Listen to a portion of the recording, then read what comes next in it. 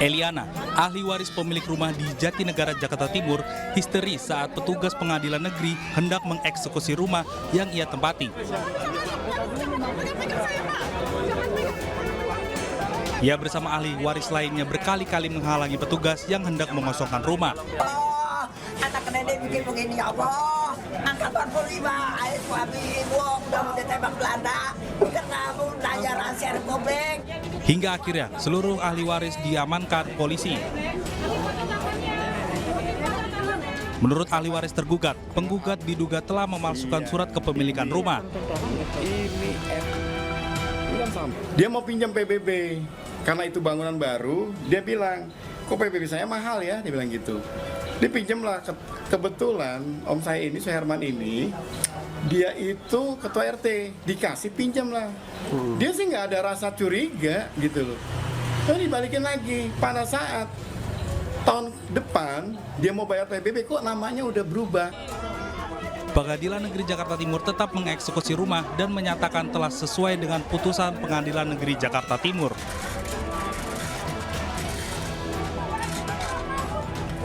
Putusan ini sudah diawali dari tingkat pertama, tingkat banding, kasasi. Ketika kasasi turun mau dieksekusi, sudah di Almaning ada melakukan PK.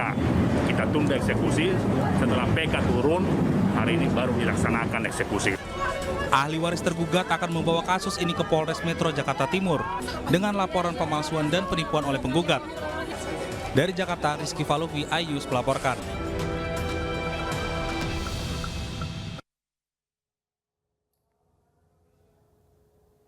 Selamat malam, apa kabar pemirsa? Ribuan penambang minyak yang berunjuk rasa di kantor Gubernur Sumatera Selatan menjadi pembuka jumpa kita di iNews Prime.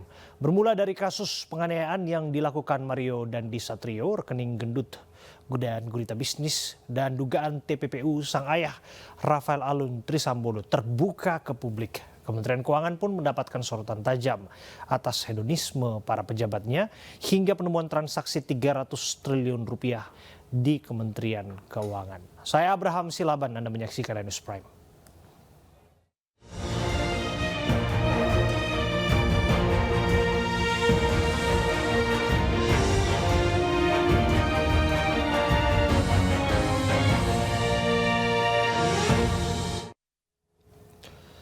Selamat malam, apa kabar pemirsa? Kita langsung memulai iNews Prime dengan informasi.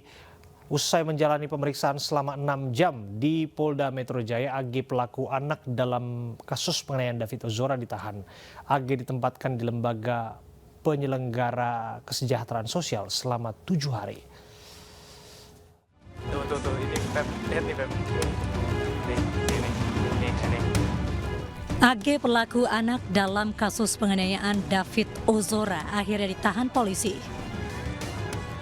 AG ditahan di Lembaga Penyelenggara Kesejahteraan Sosial selama 7 hari terhitung sejak penyidik melakukan penahanan. Namun polisi dapat memperpanjang penahanan sampai 8 hari.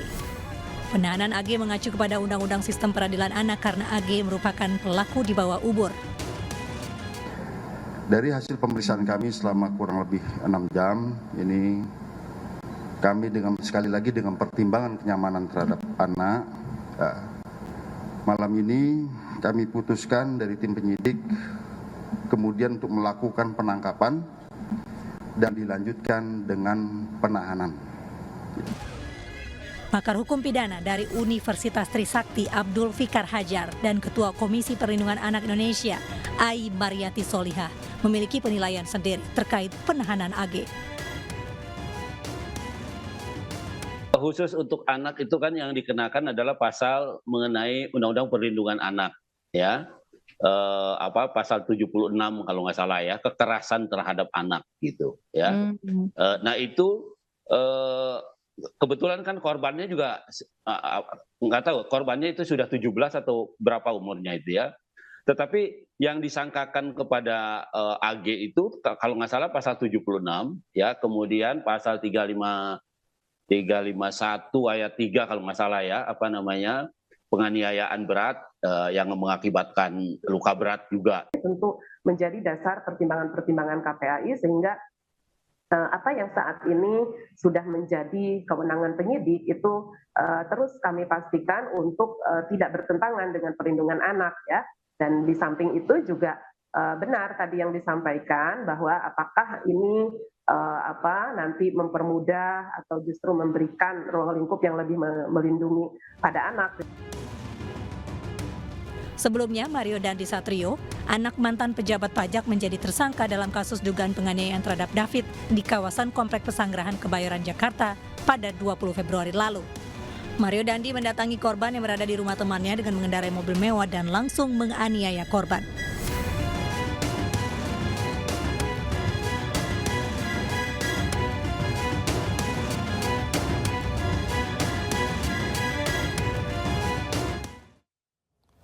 Selain AG, sebelumnya polisi juga menetapkan teman Mario Dandi, Shane Lucas, sebagai tersangka penganiayaan David Ozora. Shane diduga berperan memprovokasi dan merekam penganiayaan yang dilakukan Mario Dandi Satrio.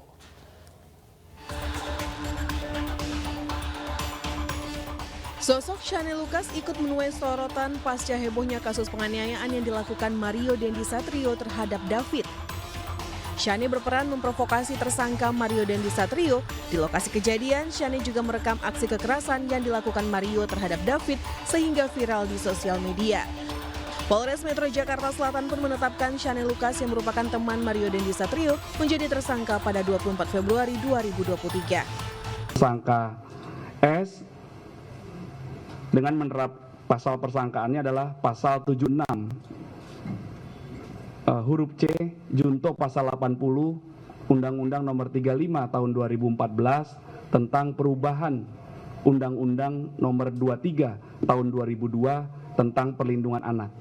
Karena tersangka S berdasarkan 2 alat bukti dan barang bukti yang sudah kami sita, diduga atau disangka melakukan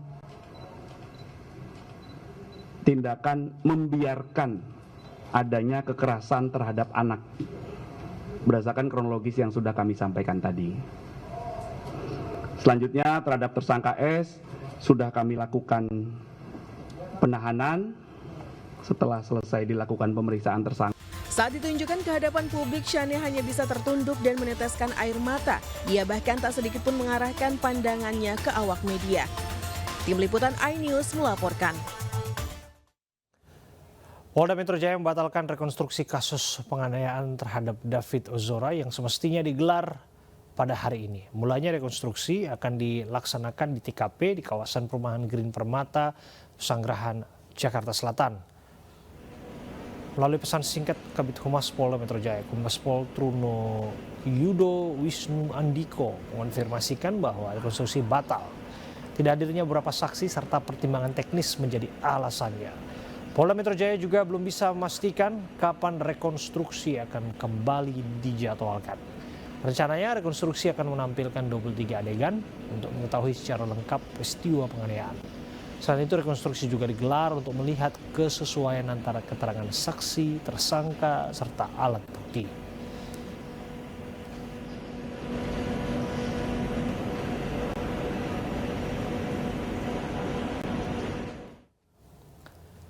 Imbas penganiayaan David, satu persatu pejabat pajak yang memiliki harta berlimpah dan gemar pamer di media sosial menjadi sorotan publik. KPK pun akan menindaklanjuti informasi harta pejabat yang ramai diperbincangkan di media sosial.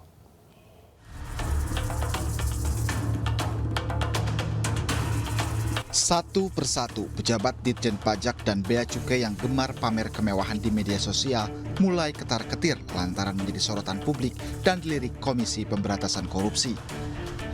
Terbaru, Kepala Bea Cukai Makassar Andi Pramono menjadi sorotan setelah akun @partaisosmed mengunggah rumah mewah di kawasan Cibubur. Selain rumah, istri dan anak Kepala Bea Cukai Makassar menjadi perbincangan karena busana yang dikenakan harganya fantastis dan dianggap tidak sesuai dengan profil Kepala Bea Cukai Makassar Andi Pramono. Berdasarkan LHKPN per 16 Februari 2022, Andi Pramono sebagai pejabat Kepala Negara Bea Cukai Makassar memiliki harta mencapai 13,7 miliar rupiah. Komisi Pemberantasan Korupsi akan menindaklanjuti informasi yang beredar di media sosial terkait beredarnya harta milik Andi Pramono. dari kami di LHKPN bukan masalah besar atau kecilnya, karena dia nyangkut di nama perusahaan ini, istrinya ada di sana gitu ya, bersama dengan istri RAT. Oleh karena itu kita undang beliau untuk klarifikasi minggu depan. 7 Maret lalu, Kepala Bea Cukai Yogyakarta Eko Darmanto diperiksa KPK selama 9 jam. Pemeriksaan terkait aset kepemilikan harta yang sering dipamerkan di media sosial. KPK menilai harta yang dimiliki oleh Eko Darmanto yang mencapai 15,7 miliar rupiah pada 2001 dianggap tidak wajar dengan profesinya sebagai aparatur sipil negara. Namun demikian, Eko menyampaikan terima kasih kepada KPK karena diberi kesempatan mengklarifikasi harta yang dipamerkannya di media sosialnya. Mantan pejabat Ditjen Pajak Rafael Aluntri Sambodo juga tak luput dari perhatian publik. Usai anaknya menganiaya David, anak pengurus GP Ansor, Rafael menjadi sorotan terutama koleksi harta yang berupa kendaraan mewah yang dipamerkan anaknya Mario Dandi mulai dari Jeep Rubicon hingga motor Harley Davidson. Rafael pun diperiksa KPK dan dipecat dari jabatannya sebagai aparatur sipil negara karena melakukan pelanggaran berat yakni memanipulasi LHKPN. Ulah oknum pejabat ini pun mencoreng institusi tempat Rafael bekerja. Kepercayaan publik pun juga tergerus karena di saat rakyat diminta menerapkan gaya hidup sederhana, mereka malah pamer kekayaan di media sosial. Direktorat Jenderal Pajak mengungkapkan 6 perusahaan dan 1 konsultan pajak yang terafiliasi dengan Rafael Aluntri Sambodo. Sementara KPK menemukan keterlibatan istri Rafael dalam kepemilikan saham di sebuah perusahaan perumahan di Minahasa Utara, Sulawesi Utara.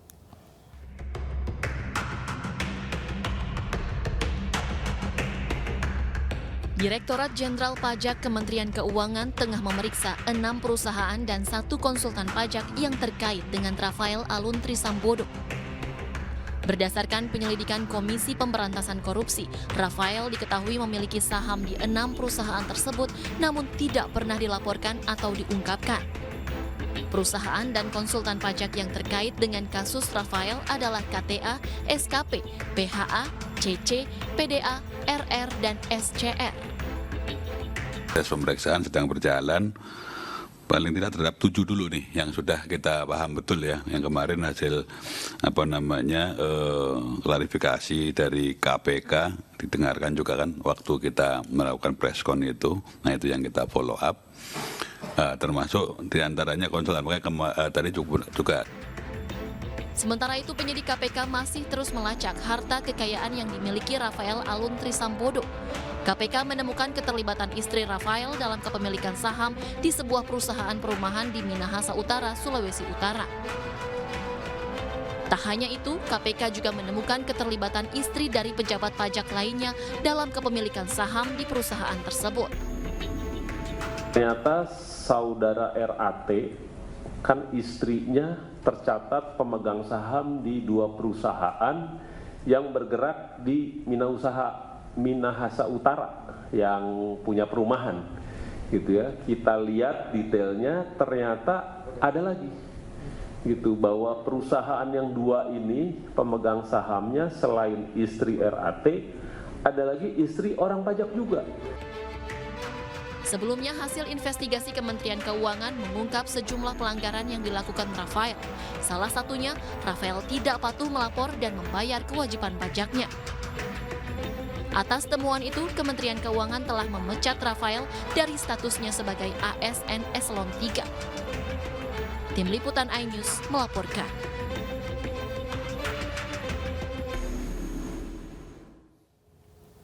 Menko Polhukam Mahfud MD menyebutkan ada transaksi mencurigakan sebesar 300 triliun rupiah di lingkungan Kementerian Keuangan. Sebagian besar ada di Direktorat Jenderal Pajak dan Bea Cukai. Dapat laporan yang pagi tadi terbaru malah ada pergerakan mencurigakan sebesar 300 T di lingkungan Kementerian Keuangan yang sebagian besar ada di Direktorat Jenderal Pajak dan Bea Cukai. Itu yang hari ini. Kemarin ada 69 orang dengan nilai hanya tidak sampai triliunan, ratusan miliar. Sekarang hari ini sudah ditemukan lagi. Di sini kira-kira 300 itu harus dilacak. Dan saya sudah sampaikan kepada Bu Sri Mulyani, PPATK juga sudah menyampaikan. Kenapa saya bicara kepada saudara? Kita kan tidak bisa sembunyi-sembunyi di era sekarang. Saya tidak ngomong, itu juga bisa bocor keluar. Ya. Pemirsa, nama Ahmad Saifuddin menjadi perhatian ketika Jeep Rubicon yang dikendarai tersangka Mario Dandi beratasnamakan dirinya. Penelusuran jurnalis Aiman Wicaksono menemukan Ahmad Saifuddin alias Asep yang kini menghilang diduga dilindungi oleh sosok perwira tinggi polisi berpangkat AKBP. Saya mendengar juga, saya konfirmasi ke Bapak, betul, bahwa ada perwira menengah, ya, polisi berpangkat AKBP yang kemudian meminta Bapak untuk tidak berbicara lagi soal Ahmad Saifuddin, betul nggak?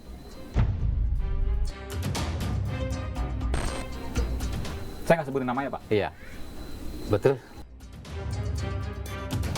Bilang apa yang bersangkutan? Ini eksklusif, saudara. Saya akan menyampaikan pada Anda. Bilang apa? Atau nanti boleh yang kerabatnya yang untuk menjelaskan. Iya, karena dia yang menerima langsung informasi dari Ahmad Saifuddin itu adalah kerabatnya. Kalau yang menelpon itu seorang perwira menengah tadi kan ke Bapak? Betul. Betul. Bilang apa, Pak? Nggak apa-apa, Pak. Ini kita terbuka. Kita negara demokrasi, kita terbuka. Nanti saya juga akan konfirmasi ke pihak Mabes Polri. Sempat bersitegang juga ya. Kita lewat telepon itu? by phone ya, sitegang juga karena saya katanya saya harus mengayomi warganya. Kan saya bilang saya justru mengayomi warga saya. Dengan adanya kasus seperti ini justru saya harus memanggil karena hak seorang RT untuk memanggil warga saya. Dalam yang hal bersangkutan bilang apa? Harus mengayomi. Mengayomi itu maksudnya apa? Kan Bapak mengayomi artinya saya harus melindungi warga saya. Dengan cara yang bersangkutan maksudnya apa? Ya, kurang tahu. Intinya saya mau memanggil saudara Ahmad Saifuddin untuk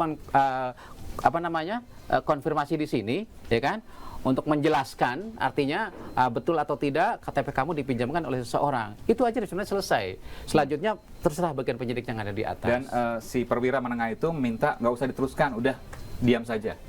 Dia bilangnya suruh bikin surat pemanggilan dari kepolisian untuk saudara AS. Oh, jadi Bapak manggil warga Bapak aja, si perwira menengah itu meminta Bapak harus pakai surat polisi kalau memanggil AS. Betul. Oh, seolah-olah dipersulit begitu. Betul. Padahal ini warga Bapak. Betul. Dan Bapak meminta untuk memanggil Ahmad Saifuddin untuk meminta kejelasan sesungguhnya.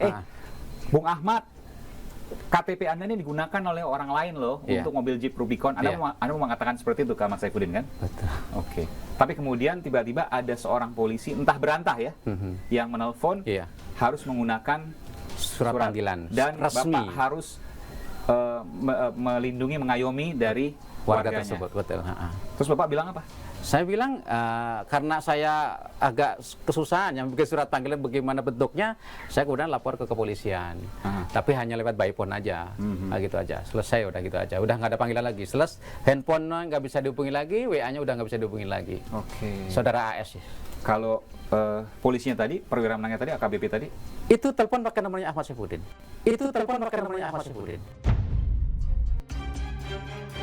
Oh, telepon pakai nomor Ahmad Saifuddin? Ahmad Saifuddin. Yang Bapak sehari-hari itu nggak bisa? Nggak bisa. Itu telepon pakai nomor dia. Jadi, ini seorang AKBP, Ajun Komisaris Besar Polisi, Bapak confirm dengan pangkatnya betul ya? Betul. AKBP, di mana tugasnya nggak tahu? Tugasnya nggak tahu. Ia menggunakan nomor telepon milik Ahmad Saifuddin. Iya. Yang Bapak berhari-hari sebelumnya mencoba untuk menelpon nggak bisa. Betul. Dan pesannya dari seorang AKBP itu adalah untuk Bapak melindungi warga Bapak. Maksudnya mungkin Ahmad Saifuddin. Betul. Dan ketika mau mengajak ke sini untuk manggil, maka harus menggunakan panggilan polisi. Betul sekali Mas Aiman. Berarti dia udah tahu dong kalau KTP-nya digunakan untuk mobil Jeep Rubicon, kan gitu ya? Udah dengar dari berita pasti, karena kan langsung ngomong KTP. Ya, bilang cuman kita kan dia nggak bilang buat Rubicon itu. Iya, pokoknya KTP dipinjam. KTP dipinjam, ya. Dia bilang nggak, Bu? Kenapa KTP-nya dipinjam? Oh, nggak bilang, saya nggak ngorek-ngorek ke sana. Cuma udah gitu udah aja. Tapi dia nggak di situ. Misalnya diminta siapa gitu, pernah ngomong nggak? Dia diminta bilang aja gitu, minta komandannya gitu, pinjam dulu sama komandannya gitu. Sebentar. Jadi dia bilang nih, KTP dipinjam oleh KTP-nya dia dipinjam. Diminta oleh komandannya dia bilang gitu. Iya. Oh. Siapa komandannya dia sebut? Jadi bilang itu aja cuma AKBP aja. Oh, AKBP dia bilangnya. AKBP siapa nggak tahu? Nggak tahu. Masih aktif atau udah pensiun? Dia udah pensiun 2021. Oh, udah pensiun 2021 si AKBP itu. Ya. Dia nggak sebut namanya. Nggak sebut. Jadi ngomongnya seperti apa Pak lengkapnya? Ya dibilang itu aja. Sep, kenapa kamu kasih pinjem? Tahu nih, kemudian saya pinjem aja gitu. Ahmad Saifuddin yang disebut sebagai milik mobil mahal keluarga Rafael Alun Trisambodo mendadak hilang dari peredaran. Sebelumnya Ahmad Saifuddin ramai diperbincangkan karena menempati kontrakan kecil di wilayah Mampang di Jakarta Selatan dan masih menerima bantuan langsung tunai.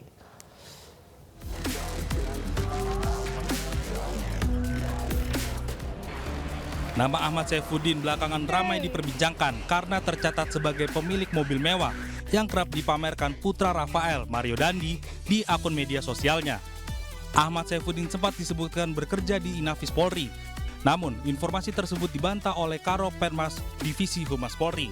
Pasca namanya viral, sosok Ahmad Saifuddin seolah tiba-tiba menghilang dan tidak diketahui keberadaannya.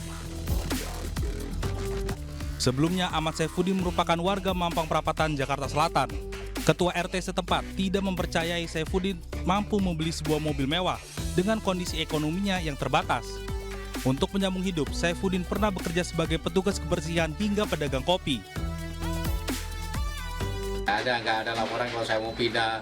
Tahu-tahu saya ada data, ya kan, ada coklit, kok namanya Saifuddin kok selalu muncul kan, masih muncul. Kebetulan dia datang, kan ada info tuh kalau dapat bansos. Nah, dia datang ke rumah saya, ya kan, saya minta KTP dia benar atau enggak warga saya sesuai nik atau tidak kan. Berita benar, saya kasihlah bansos tersebut ke dia. BLT juga gitu kan. Cepat ninggalin nomor telepon. Nah sekarang udah nggak bisa dihubungi lagi nomor teleponnya itu. Nama Ahmad Saifuddin tercatat dalam STNK mobil Rubicon yang dipamerkan anak pejabat pajak Mario Dandi Satrio. Puluhan emak-emak bakar ban bekas dan minta Presiden Jokowi membasmi mafia tanah. Informasinya saat lagi untuk Anda.